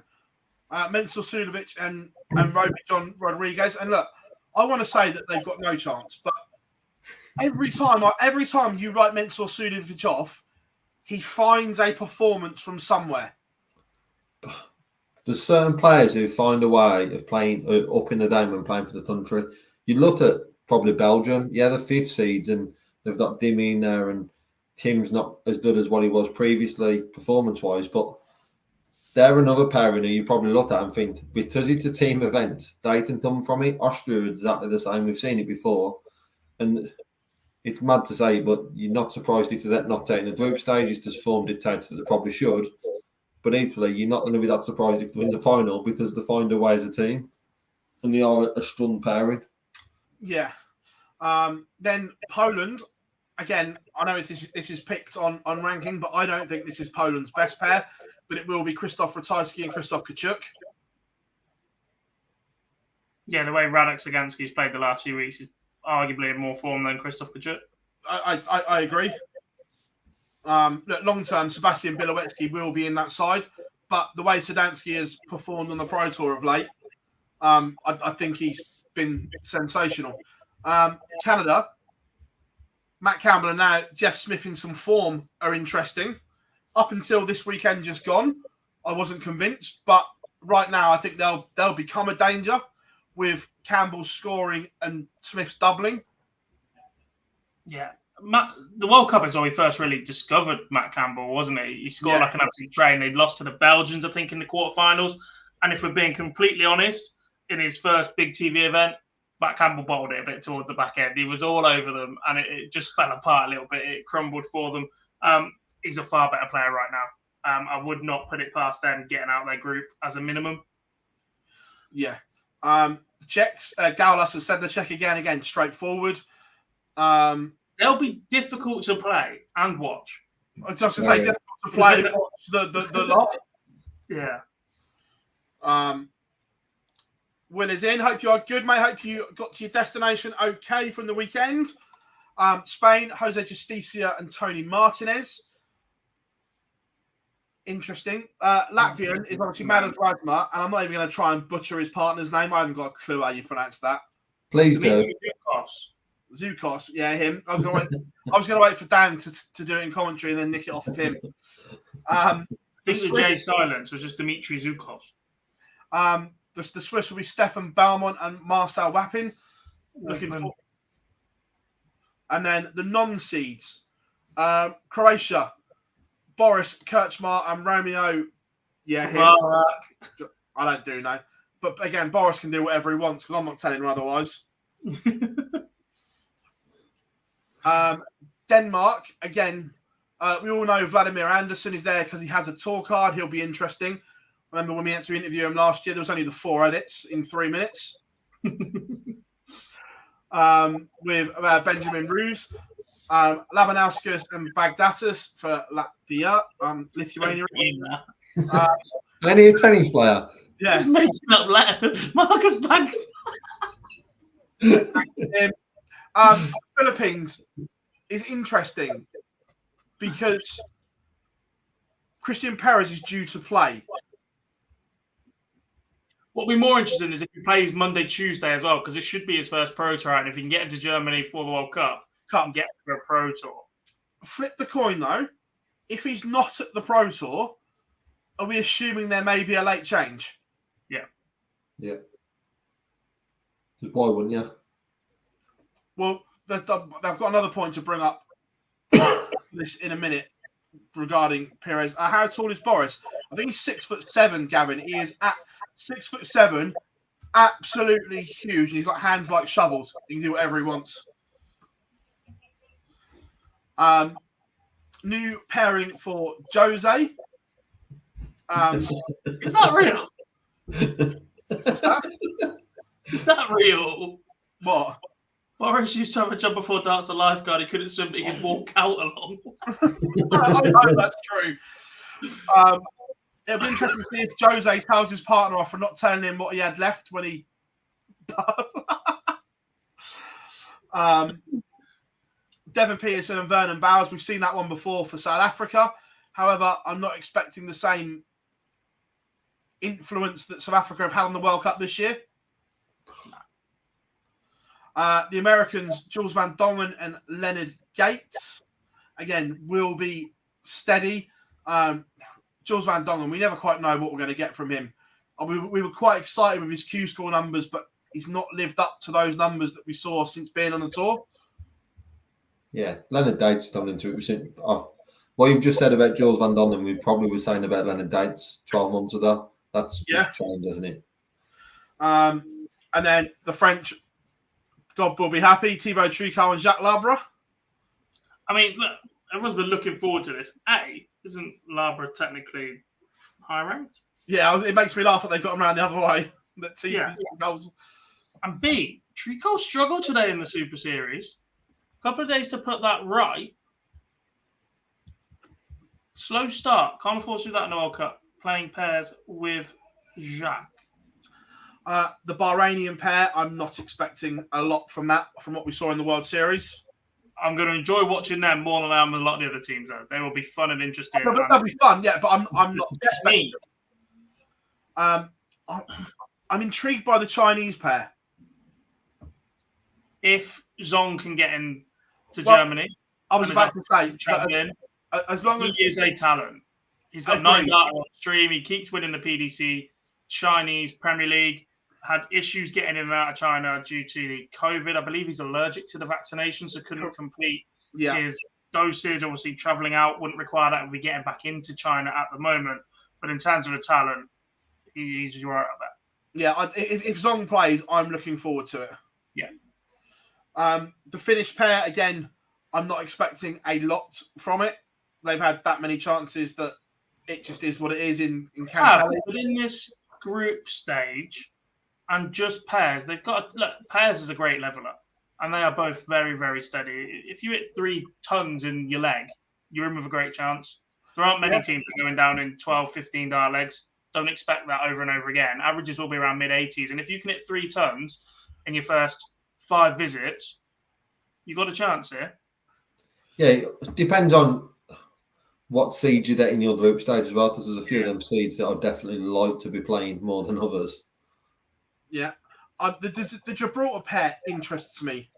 That young enthusiasm from the pair of them may get them through in some of these games. In tight games, maybe not against the big lads, but their camaraderie and togetherness may cause an upset here or there. I think the problem is we've seen them too often. We've seen them a couple of times a pairing. What I think Gibraltar need is a pairing of somebody like a Dyson Parody and one of the youngsters, and then a swap over. Neither of them have really had that leadership in a World Cup. As far as I remember, the last time Dyson Parody played, it was with Dylan Duo. So it's always been Galliano and Hewitt coming in to play together as 2 youngsters. And I just think they need somebody that, when the moment gets that little bit sticky or things aren't quite going that way, that can just tap the other on the shoulder and just say, calm down, we've still got this. Yeah. As individual talents, we've seen them play JDC, we've seen them play Dev Tour, we've seen them compete on Euro Tours, etc. They've both got ability, but I think that team needs a little bit of leadership. Yeah, no, I agree. The Ghanaian team, they came through the South American qualifier, no Brazil, so it'll be interesting to see them. Hong Kong, again, not expecting too much. Really? I'm not. They're one of my sneaky picks at Hong Kong. I think they can do some damage. Man Lok Lung is a fantastic dart player. I think they'll be okay. Think back to Bahrain. Man Lok Lung was the standout. He was superb. I'm just not in. It's the pairs format. That's why I'm not expecting much from them, because he's only going to be at the board 1 in 4. I get that, but just keep an eye on them. They could surprise a few people. Hungary, again, Patrick Kovac will lead that team. We've seen him a few times, but he needs to kick on. Yeah, and this is the type of tournament that can allow that to happen. There is the sort of other nations pot that we're looking at. There's going to be 1 or 2 come through that who probably we're not expecting. And that is an opportunity for someone like that to push on and delve further than what we've seen as a norm. Yeah. The Icelandic team, I have no idea. That's one part of the PDC affiliate tour that I just never have followed. No. Hands up, guilty. There was a change to the Indian team because Nitin Kumar couldn't get a visa. So that obviously weakens them. Especially as Nitin has fought so long to get back into that side, a bit like Prakash to get his opportunity. The Indian team's been a bit hit and miss politically for a number of years, and it finally looked like it was going to be the 2 players that deserved that shot. Take nothing away from Amit, who is a fantastic player playing on the Dev Tour. But yeah, that finally looked like that was going to be the pairing that India had deserved for a while. Obviously, there's been an issue with that one already. The Italians, again, I was hopeful a few. I don't understand how the Italians pick their team. No. Toretta we saw at Q School. Dante is a name that I've never seen before. When you've got the likes of Sergio Krasin and I can't even remember the rest of them played at Q School, but there are players that have been there and represented. Yeah, it's interesting. The Japan team is new as well. Not the usual names that we associate, so that will be interesting. I guess with Japan, is there always a shout that Maturo should be in the mix? Yeah, I agree. I back it. I agree. I would have liked to have seen Makuru in this. This might be the kind of event where she just needs as well, just to get that win on TV, that when she then gets there again, as it looks like she may well do via the women's match play or the Grand Slam, etc., or any of those other ones on offer to the women's series at the moment, that might help her kick on and follow in the footsteps of Fallon Sherrock to pick up wins at World Championships and on TV. And we've seen Lisa produce before. Yeah. Team New Zealand intrigues me. because I think there's one very exciting player, and Warren Parry is like a box of licorice all sorts. It will either be very good and very steady, or it will be crap. There's no in between with him. I think Ben Robb is a very solid, likable player. There's a lot to like about Big Rig. I think the Eastern Tours upsets. I honestly do think they can, because of Ben Robb. I think Warren Parry will need to find that game. But I've always been very impressed with Ben Robb, and I think New Zealand is one of the teams that I'm looking at to cause an upset sort of early on and depth for a group. Obviously, it's very much draw dependent, but they're one team I am looking forward to see if Ben Robb performs. Yeah. I don't know how the New Zealand team was selected this year. Was it off? I think it was off their New Zealand Order of Merit, I think. I might be wrong.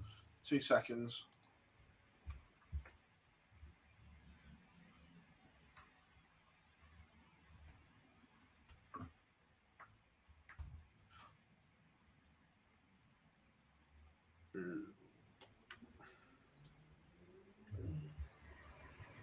Doesn't say, to be fair.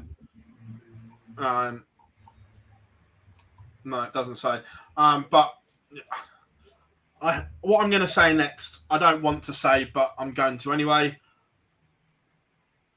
First time forever, I'm not looking forward to seeing Singapore because of it will tarnish our memories of Paul Lim. Gavin, it's our pleasure, mate. Thank you very much. Have a great lunch break, and thank you for your contribution, mate. Massively appreciate it. Look, Paul Lim is an icon of the game, of the sport. But the performances we've seen from him on TV recently have not been good. No, but he did win on the Asian tour recently in Mongolia. Granted, there was no representation at that event, who do seem to be the dominant force in the Asian darts market and scene at the moment. But he did pick up an Asian tour darts win. I'm just not excited by what we've seen from him. Look, what you've just said is similar to the thoughts I was going down with Warren Parry, except for the fact that Paul Lim has even more age on Parry. It feels like this might be Parry's last shot. He's 59. And this might be Parry's last shot at 59. How old's Paul Lim? That's why I question how the team was picked. If it was off rankings, then fine. If not, it would have felt a little bit like a last roll of the dice, give Warren one more shot at it, because he's been there and done it so often for New Zealand and achieved. Didn't he beat Phill Taylor in a World Series event? That rings a The very, very first one or something back in 2012 or something, a long time ago. Look, Harry Flim is not getting any younger, by the way. No. Harry Flim is 53. That's Paul Lim's son. Considering you just said Parry needs to retire, what, at 50? Was that 59? Just 6 years younger than the man you just saying retire. He's the son of the older statesman who's playing. I didn't say he needs to go. It just felt like he doesn't have many opportunities left to go and represent New Zealand now. And this feels like a last roll of the dice, go and have it. But actually, we're going to go younger and fresher and see what we can do elsewhere in the years to come. And then Sweden again. Dennis Nilsson seems to have been around forever. Yeah. So they are the World Cup pairs. Once the draw's done, we will preview it next week for you. You missed two. But you can't pronounce any of the names of Thailand. I haven't seen it. I thought that was it. I didn't screen down enough. But yeah, I'm not. To be fair, the Thai pair, not a chance. Please try. No.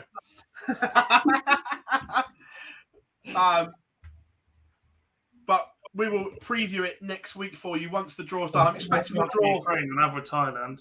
I'm expecting the draw the back end of the week. I think they'll do it before they all go to the Pro Tour and stuff like that. Come on now, James. Come on now. The draw will be chaos, so I don't expect it. In fact, I'm pretty sure we won't even get a video for this one. They'll just be placed into groups. Yeah, it'll just be, this is the draw. It'll be software has worked this one out for us. Here's an image. Yeah. Yeah. Yeah, I agree. So that is that one. Right, a week in darts. What else did I miss whilst we were away? I know there were WDF events, but I didn't see any of them. There's Super Series. I saw. I didn't watch it, but on Super Series, the Wizard. From what I saw, he got a little bit lucky. Kiss blew an opportunity and was punished by Colin Osborne. Would that be a fair one? Yeah. I think he'll say similar to you. He was then playing a competition the following day up in Ilkeston. Tommy Morris played Super Series on the Friday as a last-minute call-up. Played county for Dorset up in Durham somewhere, maybe, on the weekend, and then was back in the Super Series for Monday morning. Commitment. Yeah. Yeah, I thought overall, I watched the first parts of the Super Series because I was doing the highlights in between the sessions over in New York. There is a player within Ryan Furness that is bursting to come out, boys. There is something there that I really like about Ryan Furness as a player. Yeah, it's his A game because, yeah, to be brutally honest, the B game just isn't there. And that's when Ryan Furness made his debut in the Super Series, the standout was just how good he was in those games when he played well. When he doesn't play well, he's in trouble. There doesn't seem to be a B game that can go and compete and fight and scrap out results. Even in that environment, he has to play well to produce. But yeah, I completely agree with you. His A game is superb. Yeah. And Dorset were away at Cambridge. Sure. Close enough. Yeah. Just 3.5 hours difference further north.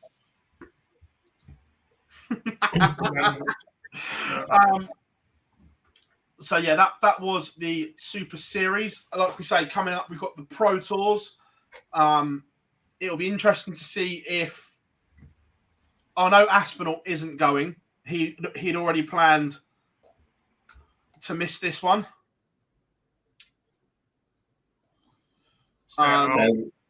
There will be a few. Yeah. At Stockport, I need to be fair. It'll be interesting to see if Michael plays. Look, judging, it depends how much holiday he wants, doesn't it?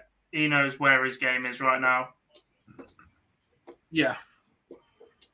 But there's a little break, though, isn't there? You think of the break between the World Cup and the Euro 2010. There's still another window there. There's another weekend. So yeah, there is. But that's the point for the likes of Van Gerwen as a seed. He doesn't have to play that group stage either, so he can rock up even later in the week. If he goes and plays the Pro Tour Monday, Tuesday, he's stuck in Germany until Saturday when he picks his darts up.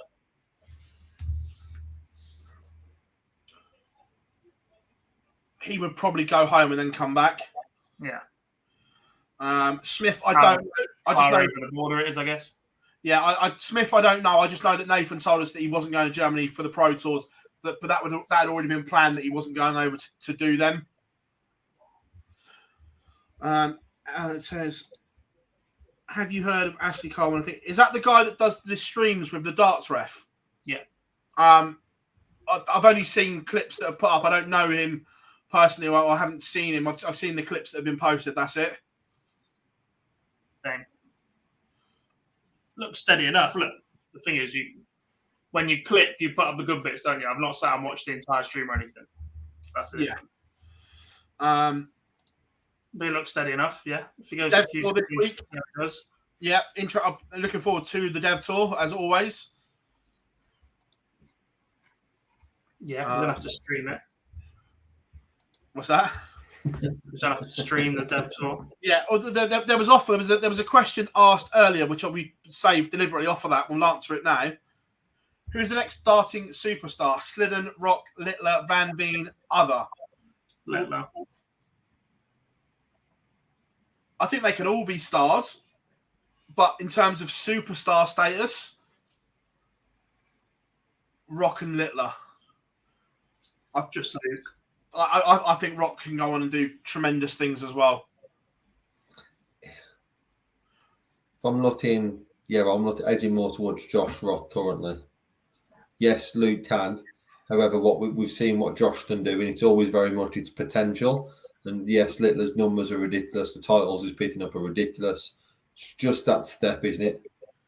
Whereas we've already seen that with Josh Roth, where he is that Josh Roth has to be a top 10 player within the next couple of years. He's just performing that well.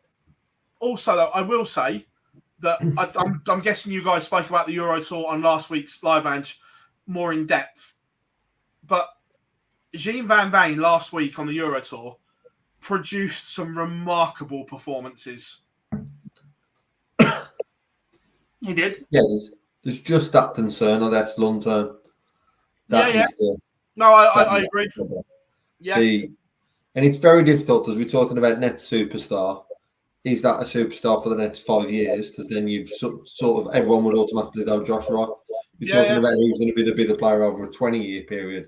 It becomes a more difficult conversation to have. But yeah, that Van Veen was outstanding on the Euro Tour. Yeah. The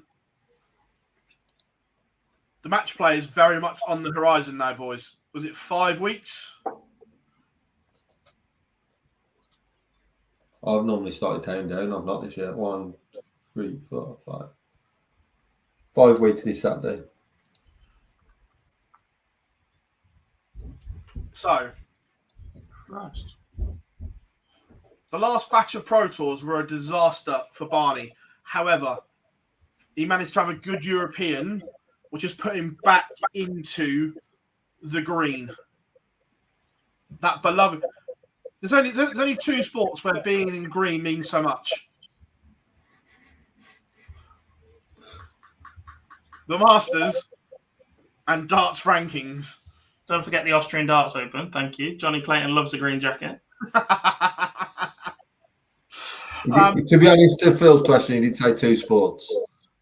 It's and then he said the Masters is an event. Golf is the sport. Yeah, true. As we look at that now, what are we saying? What are you saying? Does Barney make it? How many events are left? I think we have 4 Pro Tours and a Euro Tour. Is that right? Well, not last week. It was. Yeah. That's right. Yeah. 4 Pro Tours. Because we had the last Pro Tour on the 11th of July with a match play on the 15th. So we've got, the Players' Championships 13 and 14. The European Darts match play in Trier. Then Players' Championships 15 and 16. Which Barney's in.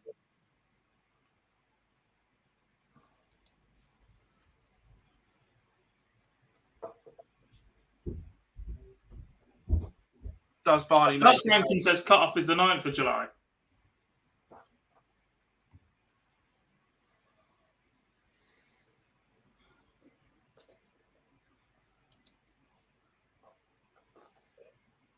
Surely they can't cut off with two Pro Tours yet to play before the match play.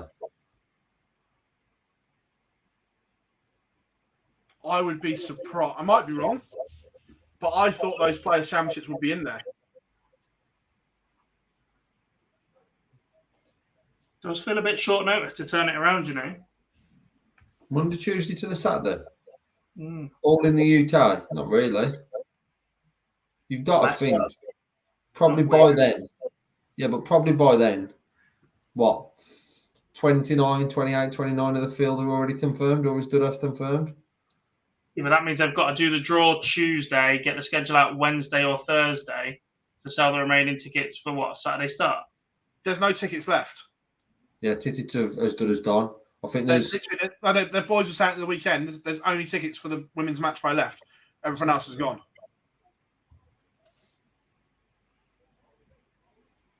Yeah, the last I seen was a few weeks back when it was limited tickets Monday, Tuesday, Wednesday, and that was limited. Yeah, on the PDC website. Standard tickets for the 2023 Betfred World Match Play are now sold out.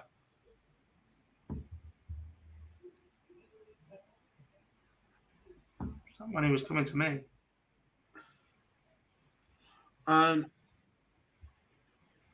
Session time subject.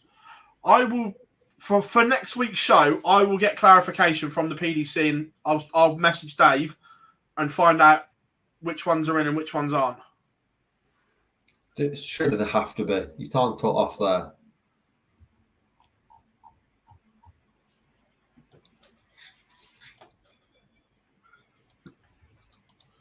I'm just trying to find something. Because I guess why would the cut off then be the 9th of July? Wouldn't it be the 3rd of July? Because prior to that, the 7th and the 8th is a World Series event. That World Series event wouldn't have any impact on the match play. I don't know. Just says cut off 9th of July 2023. Technically, Players Championship 2021, which already counted last year, should still be counted towards a PT or a merit with this year with the cut off date, but it's currently not included here because that's probably unintended. So there's also potentially another Pro Tour to be added onto this with prize money as well.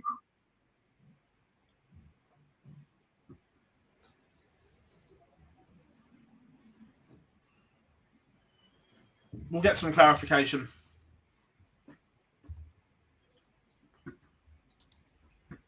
But the question still remains, do you think Barney will make it?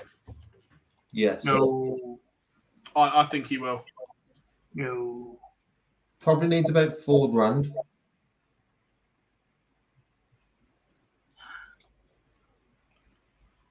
Yeah, it is squeaky bum time for a few players. Look, if you had said 2 months ago, we thought Kim Hybrex was looking good, but he's plummeted. Look at Tim Hybrex and Simon Whitlock. Sure, Simon Whitlock was up to about 8th or 9th at one spot, and he's just dropped. It was, but that was a bit of a false thing because he won a load of money, but then within 3 weeks he was defending loads that he wasn't in on a Euro Tour or something. So it was like he shot up and then went straight back down again. There's still worrying signs of his form for me. I think the World Cup will kickstart Simon Whitlock back into play. Kim will jump back above Barney. Ross Smith will jump James Wade on the main order of merit, and that will knock Barney down another one, and we'll see an outside run from somebody. And Barney will miss out in rank number 17. Heard it here first. Rewind to a bit that I want to hear that you say. Your boy's about to drop out the top 16 in the world. He is. Ross Smith needs 12 grand to overtake him. Where would that put Wade on the... And you think Ross Smith takes 12 grand in that period with James Wade taking nothing? Yes. There's a Euro Tour. Ross Smith loves a Euro Tour. Well, if your scenario plays out, and it is an if, are you concerned that James Wade doesn't make the match play? Because that would only put him on 41.25 if he drops into the other order of merit. Nah, he's got 2 and a bit clearance over Barney. Yeah, but you're saying James Wade doesn't pick up any more money? Yeah, I don't think Barney does either. But then both miss out for me. Nah, James got enough. There's a buffer. If Barney's in Tria, I think he wins his opener. Depends how nice the PDC draw button will be to him. So are you putting Mike Didetta already in Blackpool then? What's that? We've just been cancelled. No one is there, Lee. No one is safe. You saying James Wade is? Magic. Yeah, it's because it's Wade, isn't it? Not because of ranking. To make it happen. Let's be fair, though. At the moment, that current 16 is very Marmite. There are some nice ties, and there's also a couple of shockers for the seeds. Yes. It is very Marmite. Yeah, but the non-seeds are probably saying that if James Wade's still in the 16, so... Yeah. In torrent form.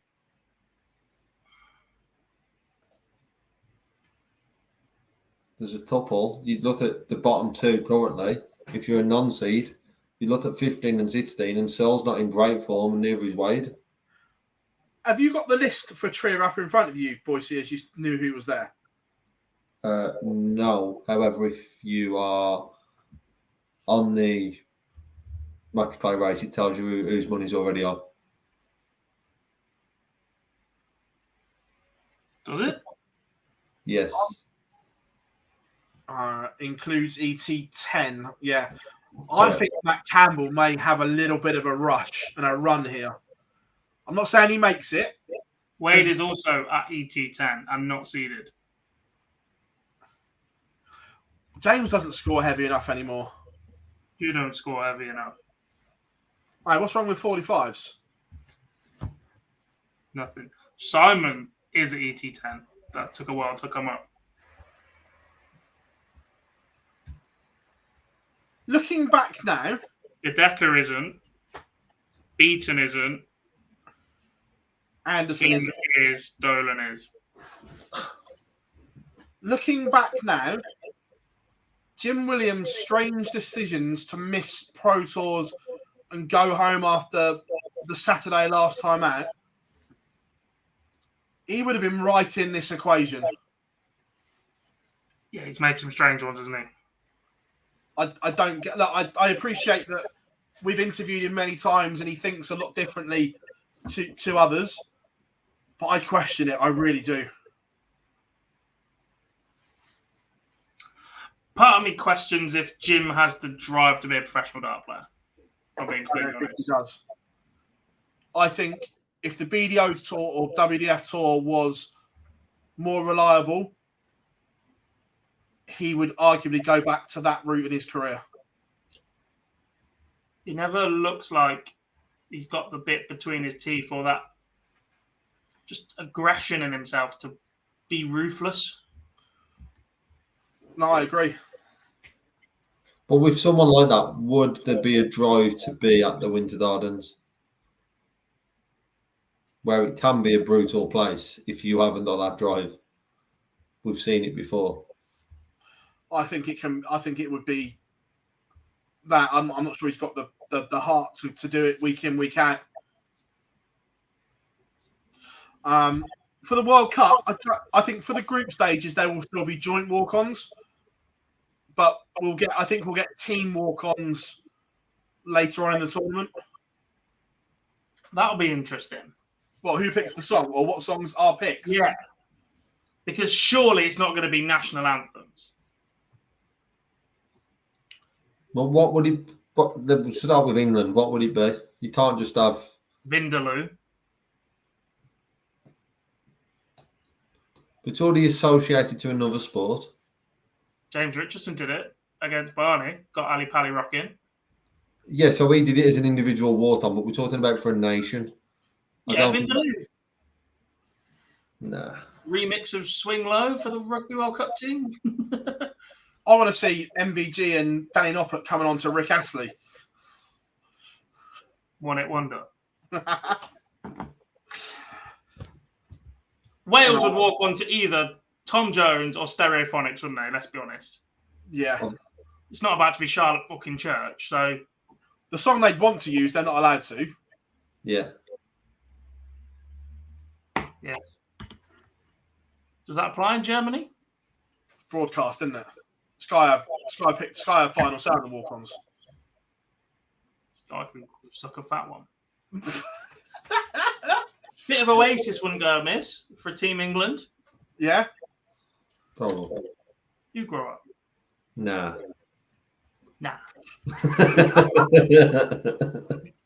Oh, going off topic, the overlap World Cup show, FA Cup show with Micah Richards and Gary Neville was funny as.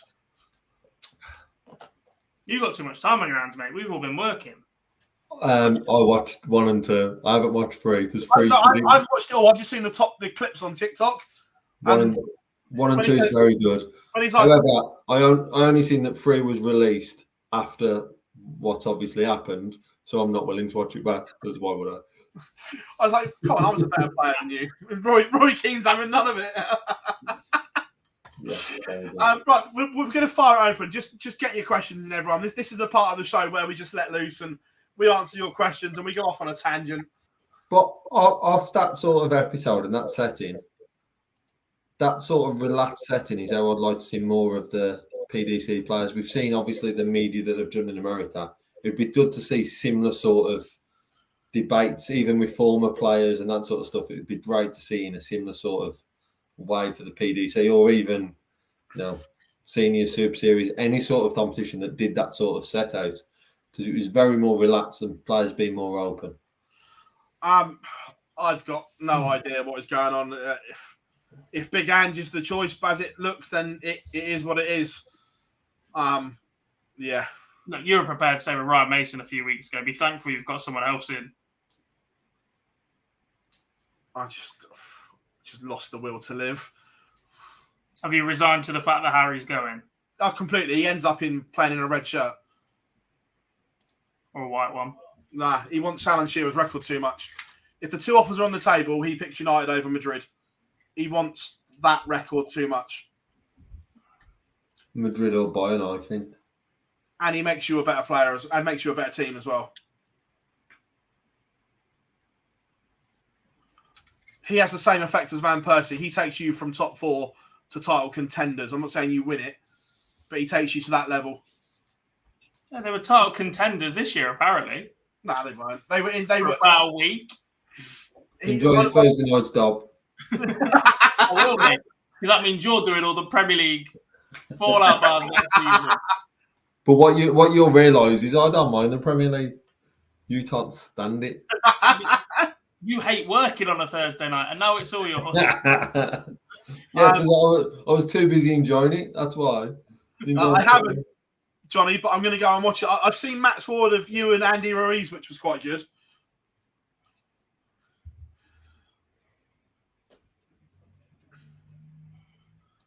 Oh, probably the last show before the Seniors Masters. Who wins it? I'm going to go for Robert Thornton.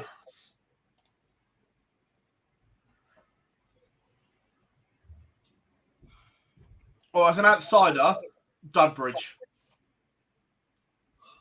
I think he's going to win one this year, so I'm going Neil Duff. And I don't want to say that. And I think he might be as well. Former showed the other week as well. Last week before.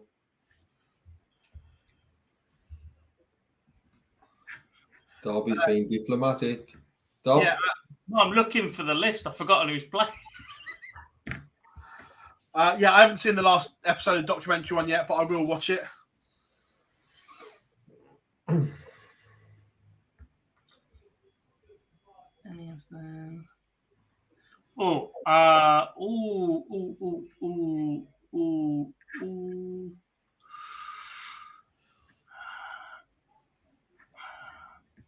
think he wins on debut. Mark McGeaney. To be fair, I think he beats Taylor on debut. I'm with you there. I am with you. Taylor must think I got someone in for him as well, because I backed McGarry to beat him at the Worlds, but don't rule him out either. And you backed the wild card to beat him in Blackpool before you even knew who he was. Got that one right, though, didn't I? 50-50 so far. Yeah. When you're backing someone against him, you don't even know who it is. No, I just think that Phill needs to go and get that hip operation done as soon as. He's dieting to get himself in shape, ready for the tournament, so that should be interesting. Yeah. Nice. Give him weekly updates. He's swapped to a keto diet. Nice. I've just had the New York diet where portion sizes are just immense. Yes.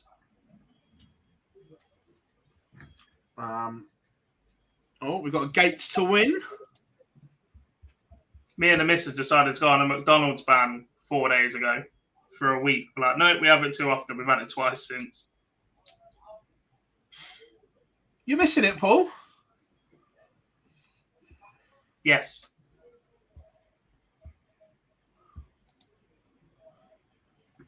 Yeah, those flights. I remember throwing when we went to Target for just before the Worlds. I had a throw of Phil's darts.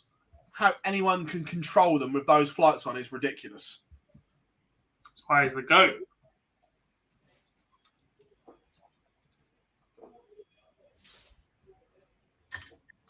But yeah, any more questions, get them in. We've got a couple of minutes to go. So, early thoughts on the match play, boys. What are you thinking?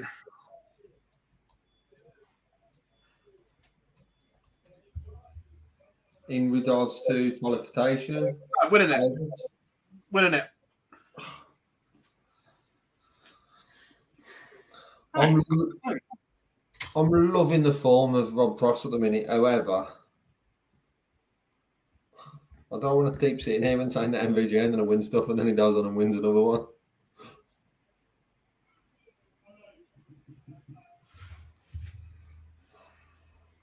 I think, obviously, draw dependent. I think Josh Rod goes deep. Yeah.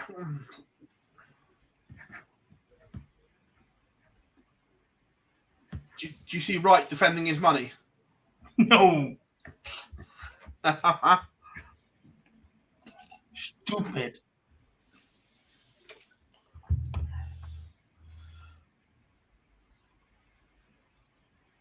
I think maybe Price or MVG. Whatever. But I don't think it'll happen, but I would love to see Gary lift the match play again. Gary. Could you imagine? He won't be outside the top 10 after the match play, Bob, but end of year. Trouble. What was the match play last year? 150?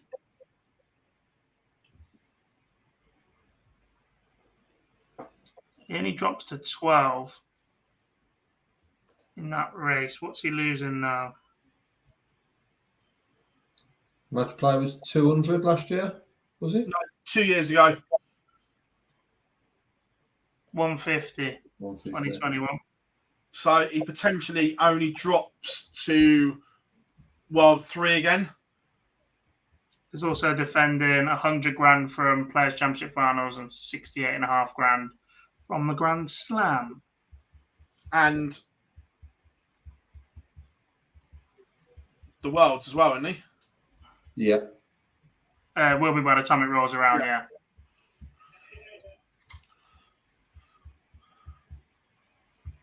It's dated 2022, but technically it's the conclusion of the 2021 season, isn't it? Yeah, that would be a disaster for both of them, to be fair. It'd be brilliant for Sky's ratings. They'd be wanking over that one all the way on a Saturday night. The ratings would be good as well. For those that haven't checked it out, Matt Porter does talk about the ratings with the interview we did with him on our YouTube channel. A lot of good stuff on there. So if you haven't yet, go and check it out as always. Make sure you drop us a little like and subscribe. Actually, whilst we're there, all our social platforms, Twitter, Facebook, Instagram, TikTok, and here on YouTube. Make sure you give us a thumbs up, subscribe to all platforms, whatever you're on. Oh, 30 likes. Come on now. What's going on here? I thought Dan Webby and John Park were good on comms at the weekend.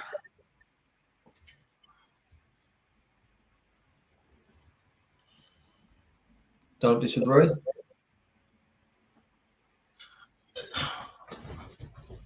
Dan needs to do more. I appreciate the Euro Tour is his baby. But the more and more I think back to the Premier League, the weeks where there was a Euro Tour that weekend, he was missed. He was, but I don't think he's willing to. I'm not speaking for him here, but I don't think he's willing to commit all his eggs in one basket.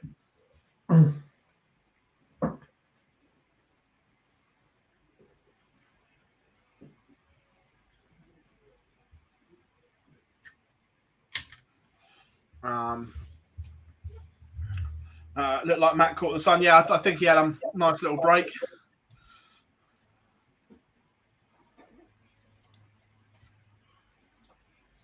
Like the players that can pick and choose his breaks.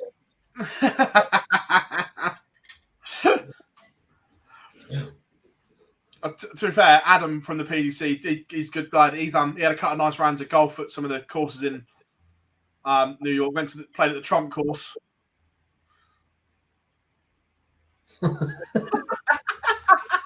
Must be nice. Oh, how the other half live.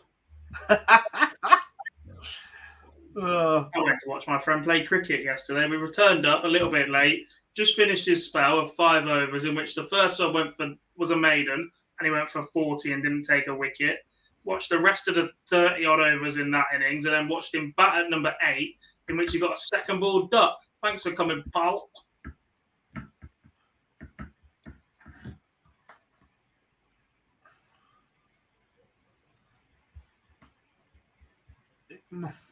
Well, he's put his finger out for mine, Ed.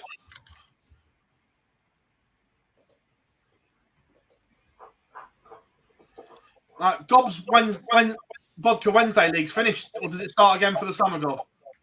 Presentation night on Wednesday. We will no doubt restart the week afterwards.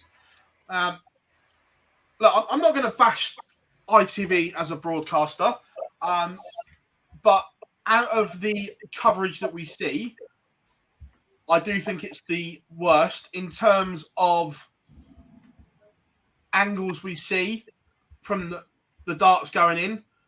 I'm not even putting Sky 1 here. For me, the best coverage in terms of what you see for me is the Euro Tour in Keaton. The angles that they get, the slow motion replays that they get. That's Matchroom production now, isn't it? Technically, yeah, but it's Keaton that does it. Yeah.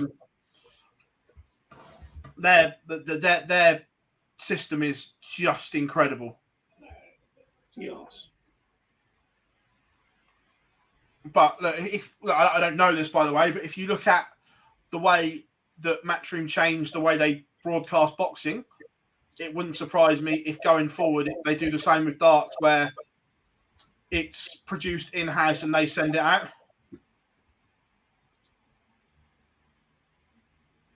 I could see that happening. Yes.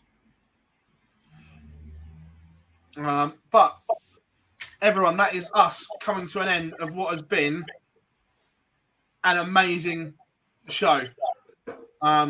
Thoroughly enjoyed. We've got some interviews coming out this week. We've got one with Kevin Painter and one with Mr. Barry Hearn that will drop this week. It's only a short one with Bazza because he obviously had loads on in New York, but he did spare us 5 minutes, which was nice, boys. The boss man. The big dog. The big dog was in New York. So we got 5 minutes with him. He has said that we will sort out a proper sit down with him. So I know people are going, oh, why don't you ask him this? Why don't you ask him that? Just didn't physically have time. So we crammed as much in as we could. There was a lot based around New York, obviously, because we were there. But we will sit down and do a proper filler with the boss man coming up. I'm on comms later on in the week of the Super Series, so you'll hear more of me. Myself and Gob will be back for Pro Tour stream Monday, Tuesday next week. Depending on times, we will do a live lounge, but we may just run straight into the other times depending. Should be all right. We should be all right, but at worst case, we'll just crack on and boys will jump in and join us. But we will have a live lounge and Pro Tour streams next week. But everyone, thank you very much for your time. As always, been Phill Bars, Jack Garwood, Lee Boyce, episode 119, signing out, and we will see you all next week.